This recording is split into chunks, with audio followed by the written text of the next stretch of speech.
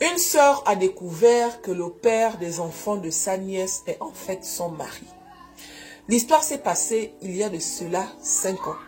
Sa nièce est arrivée en France venir rejoindre le père de son premier enfant.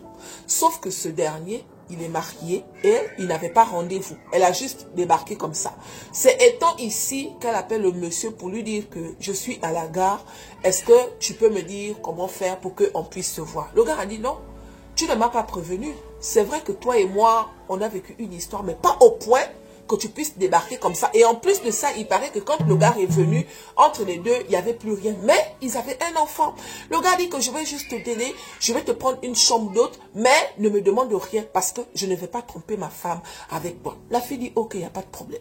Le gars lui prend une chambre d'hôte d'une semaine et le gars lui dit que avant que les 1 semaine termine, tu dois trouver un endroit où tu vas partir parce que moi, je ne te prends pas en charge, même si que tu es venu avec l'enfant, on n'avait rien conclu, toi et moi. C'est comme ça que la fille dit, oui, il n'y a pas de problème. Donc, étant dans la chambre d'hôte là, elle rentre en contact avec sa tante. Je tiens à préciser que la tante et elle, elles ont le même âge. C'est le genre de nièce et de tante qui ont le même âge là. Vous voyez un peu les parents qui ont fait les enfants plus grands et puis voilà. Donc, elle et sa nièce, elles ont le même âge, 33 ans.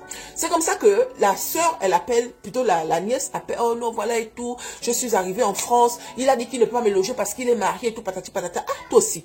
Mais pourquoi avant de venir, tu ne m'as pas aussi prévenu? Oh non, c'est parce que moi, je ne voulais pas te déranger, je savais que tu avais ton petit foyer. Sauf que lui, il ne m'avait pas aussi dit qu'il était marié. On s'appelait de temps en temps, mais je voulais faire une surprise. La fille dit, ok, je peux t'héberger, tu viens chez moi et on va voir ce qu'on va faire. C'est comme ça qu'elle va maintenant chez sa tante, elle reste là-bas 4 mois. Étant là-bas, la tante l'aide même à trouver un petit boulot au black. Et la tante demande même à son mari de se porter garant pour lui prendre un logement. Donc, ils vont lui chercher un logement. C'est le mari qui se porte garant et tout, nanani, nanana. Elle est là-bas dans son logement. Étant dans son logement, elle fait croire à sa tante qu'elle continue de fréquenter le père de son enfant et que ce dernier a l'habitude de venir le voir. La tante dit même que j'ai même vu ce monsieur 2 fois chez elle là-bas. Moi, je me disais que, voilà, il y avait quelque chose. Donc, voilà. Quelque temps après, la nièce est enceinte. Elle demande à la nièce que, ah, donc, comme il vient te voir là, tu aussi tomber enceinte de lui alors que tu sais qu'il est marié. Oh non, t'inquiète et tout, nanani, nanana. Moi, je fais ça juste pour mes cas et tout, patati, patata. Ah, mais même si que tu fais ça pour tes cas, est-ce que c'était digne de faire l'enfant dans ce genre de conditions? Oh non, ne t'inquiète pas et tout, patati, patata. On va gérer. Je vais faire cette vidéo en 2 parties. On va gérer. La fille dit, ok, comme tu veux.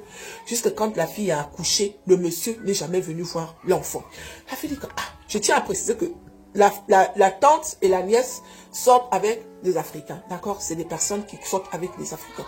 Je vous mets la 2e partie en bas des commentaires. Que Dieu nous protège.